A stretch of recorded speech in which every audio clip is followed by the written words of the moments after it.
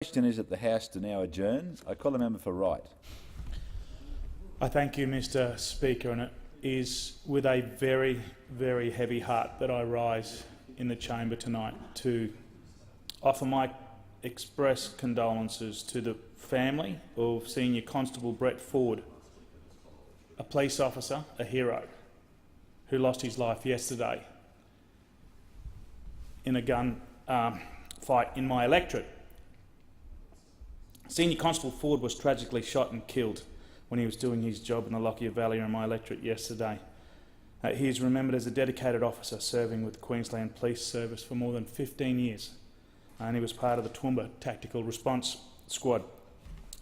My thoughts and prayers are with him and with his family tonight, his wife Susan, also a police officer, and their 3 children, and their friends and colleagues. He has been taken from you way too soon. Queensland mourns a hard-working, well-respected member of the police force who was simply trying to apprehend a wanted person. He was doing his job protecting our community so that we can sleep under a veil of protection. He was the 12th police officer in Queensland to be shot whilst on duty since 1964.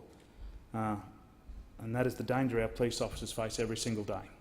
It is a real and apparent danger. It reminds me of Norm Watts. It was the last police officer's funeral I went to. He was also part of the tactical response squad. He was a doggy. He was shot in crossfire at a siege outside Rockhampton. And Susan, can I share with you that the family of the Queensland Police Force rallied around Norm's family. It was without a doubt the largest funeral I had ever been to in my existence. That same family will wrap itself around you and your children. The irony is that the other officer that tried to come to Norm Watts' aid was another police officer that I went to boarding school with, Darren Lees, who took fire and could not get to Norm in time. Virtually similar circumstances before he died. Norm died. He was shot in the leg and bled out at the scene. The irony is that Darren Lees, who tried to save him, died a number of years later of lymphoma cancer, again, way too young.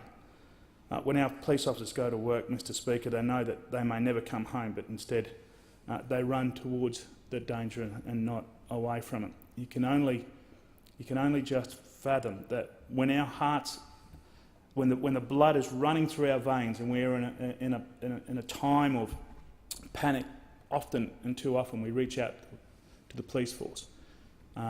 They arrive at our scene, whether it be a domestic violence scene, whether it be a traffic incident, with their blood racing through their veins every single day.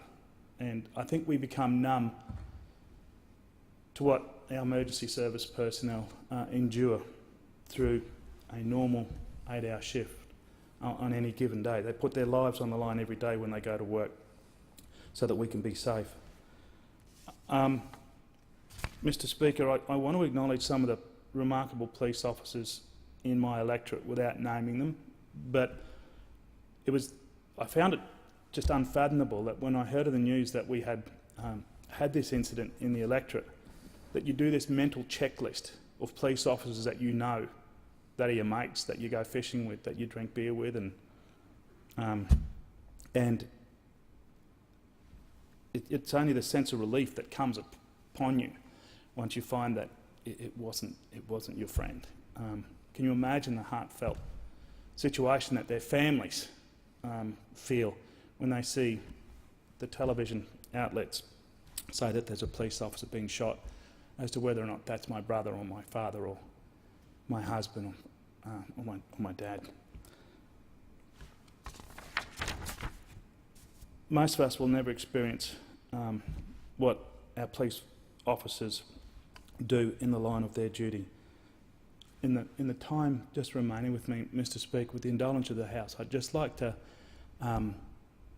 offer my small sentiment and respect to the family in offering some 15 seconds of silence, and then I'll close if it's all right with you.